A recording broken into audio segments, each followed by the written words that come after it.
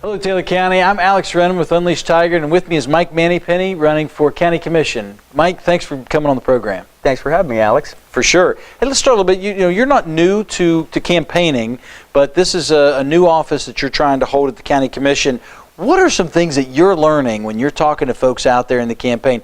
What are you hearing from people? What are people interested in? Well, I've been told that everybody is tired of the partisan politics. And, and that's something that, I think we all are. I am. And one of the things that I will promise to do is to work across party lines. In fact, I think we need to have unity, not just between our parties, but between our county, our city, our cities, and our adjoining counties, and in our state. So I think we need to work together on a common effort to strive towards improving our communities. Yeah, that's perfect. And in the next video, I'm going to want to talk to you a little more about that too, and dig a little deeper into what you're thinking there. Is there anything when you talk to somebody or this cycle that you've maybe changed your opinion on, or slid a little bit one way or the other based on what you're hearing from folks? Well, in regards to the partisan politics, it's he said, she said. It's more of a competition, and we are in a competition. I'm running against a Republican, I'm a Democrat, but I look more towards competing against somebody that is just another citizen of Taylor County, not that they're a Republican or a Democrat. Yeah, makes sense. Is there something, when people come to you, and you've been in various roles of leadership in our community, people come to you and they say, hey, if you win the county commission, you want to be X, Y, or Z, I want you to do this. Are there things that you want to let people know that, look, as a county commissioner, these aren't things that we can really impact, or is there anything like that you're hearing out there? I haven't been contacted a lot about me running for this seat. However, I am working on a lot of issues that will affect the county and my position if I'm fortunate enough to get elected as county commissioner. That works. And one of the things we say here, and I will keep saying it, Republic is not a spectator sport. We need people to be engaged. That's right. And so I would ask you, what's the single most important thing your community, this community can do, everybody can do to help you be successful if you're able to win? Well, and that's something that I've closed in your previous interviews is you only get as much out of the community as you put into it. And I can't be a good commissioner unless my constituents and my fellow neighbors, friends, and family of Taylor County contact me and let me know what they expect of me as a commissioner and what they're looking for to improve the community. Yeah, and there's so many issues we're facing at the county, and pressure from the state level, local level, and all this going around. Why do this? Why go? You got stuff going on. You got a busy world. We all have busy lives. Why go in and jump into public service? Because actually, I guess you might want to say that maybe I'm a glutton for punishment, but I enjoy helping people, and I enjoy making a difference. I've been involved in more than 10 nonprofits that help people in the community, and I actually get a lot of enjoyment and pleasure out of seeing how we can help one another. Yeah, makes sense. I'm going to ask you a question that's kind of, it's obtuse. We'll try to bring it in a little bit, but many would, we polled folks at home. Many people were coming out, and one of the themes I got was this.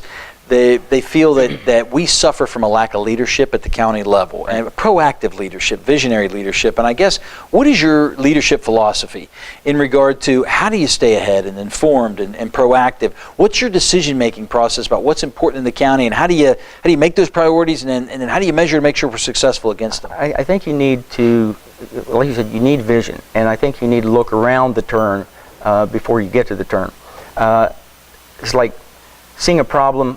I went to an informational forum the other day that the Army Corps of Engineers held and wanted input on the shoreline management plan that they had implemented. And I had some thoughts in my head when I first got there, and a lot of other people were there, and they voiced the same opinions that I had. Why don't we expand the recreational season of Tigard Lake? Or can we? Because they'll drop the lake level, and it's dropped on Labor Day, or that Labor Day weekend, And many other lakes are open till the end of September. So we're losing a whole month of economic opportunities in our community because people come and visit the lake that would be coming down to Grafton and shopping, buying stuff to take home. Maybe coming to the Mother's Day Shrine and buying souvenirs, and just, buying gas, just stimulating our economy. Sure. But it's also enjoying the outdoors and the recreation. And a lot of the local people that like to go out and boat and fish, it would improve their lives dramatically as well. And so right now, I've taken a step without anybody asking to see what we can do to try to expand that recreational season. I've contacted the WVU Civil Engineering Department to see if we could get a hydrologist to do a study. The Army Corps of Civil Engineers representative Kathy Griffin said that she would take that into consideration, and if a study came back positive, they'd try a pilot project here on Tiger Lake and see if we can expand that season to, create some opportunities. Yeah, that's great. So, you've got to take the step. You can't just sit on your laurels.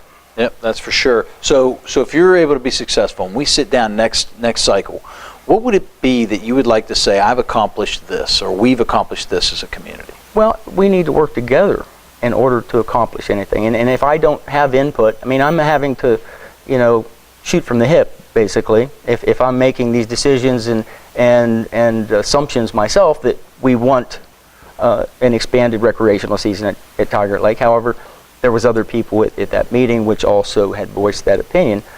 But there's lots of other things out there that, I need to know if I'm going to be a good representative, what they want, what everybody needs or wants. I know there's a lot of areas that are underserved for internet access. I've been working with let me rephrase that. I've gone to some meetings with the West Virginia Broadband Council and the USDA, which are talking about $600 million worth of grants that are available for expanding broadband across West Virginia and the U.S. And there's $600 million available, which should be this fall, which we need to be prepared ahead of time to apply for those grants, because if the early bird gets the worm. If you're not ready, aren't prepared, don't have a plan in place, then we're not going to be able to get those grant monies. Yeah, makes sense. What's the biggest challenge you see facing you or your opponents, or whoever wins going into the commission? What do you think is the biggest challenge they're going to face? I think it's trying to create the unity that I had talked about earlier between all of the different communities, the cities, the county, and counties, and the state. Because I think we need to work towards one goal. If we're working against each other, we're not going to get anywhere. Right. So neither you nor your nor your challenger are incumbents. You're both you're both right. Coming in. So I would ask you, and I just asked him, what is it about the current commission that you've seen where they've been successful, and where have they failed? Well, I really. That's a pretty loaded question. Well, we're not looking for sound bites. It's just, it's a perspective type question I think folks might be interested in, because obviously you chose to run, and there might be some areas you see that need some improvement, and we're not asking for any attacks or anything like that, but just where have you seen successes and failures? I tell you what, I know that they try, and I'm not going to fault them at that. Sure. But there are several issues that I think that they fell short on, and I don't want to just focus on that, but we have no code enforcement, no regulations for development in the county. And I tried to work with them to establish a farmland preservation program, voluntary farmland preservation program, to preserve our scenic highways and byways, our farmlands, because we lose farmland to development every year, 10% approximately. Wow, every year. And that's nationwide. They thought that was a little bit too harsh, because even though it's a voluntary program, they didn't feel that it would be right to put the ancestors of whoever put that farm into farmland preservation, if they inherited it, to continue to keep it that way. And it's like, well, it's the owner of the property right to do what they want. But in my defense, I tried to explain to them that the heirs of that property could buy those development rights back with interest if it was purchased. And so, but they still decided against it.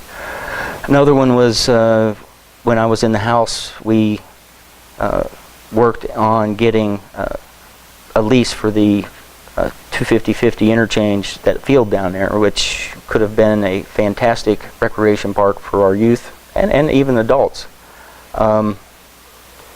They were on board at first, and then at the last minute they voted against it. And so for a $20 lease for 20 acres for 20 years, and there was $500,000 in grant money available, we've lost that opportunity.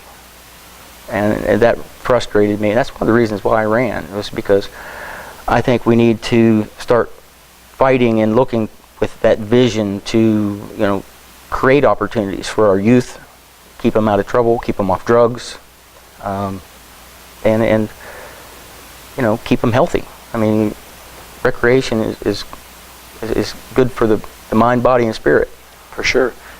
So when I go to the ballot, whether it's on election day or early voting, and I see Mike Manypenny or John, why would I vote for Mike Manypenny?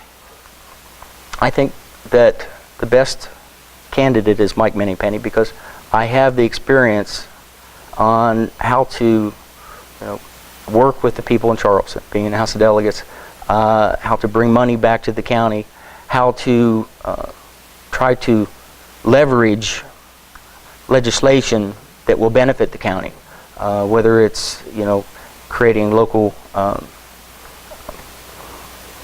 ordinances or allowing for the city to put a local tax if they wanted. Now, I'm not promoting a local tax, believe me, but that's just an example, because Morgantown, Bridgeport, everybody has either a half or a 1% tax, which goes to help stimulate the economy, advertise, rebuild the streets, the sidewalks. And Grafton has one as well for the paving, right? Right. Yeah. Or the building. I think they're using that for demolition mostly. Yeah. And those types of things are necessary, is to give them a little bit of more power over state law. Yeah, the home rule stuff. Okay, Yes. Great. Well, Mike, this is gonna end part one. I'm Alex Redmond from English Taggart with Mike Manypenny for Taylor County Commission. Mike, stick around. Guys, be looking forward for part two. Mike, thank you. Thank you.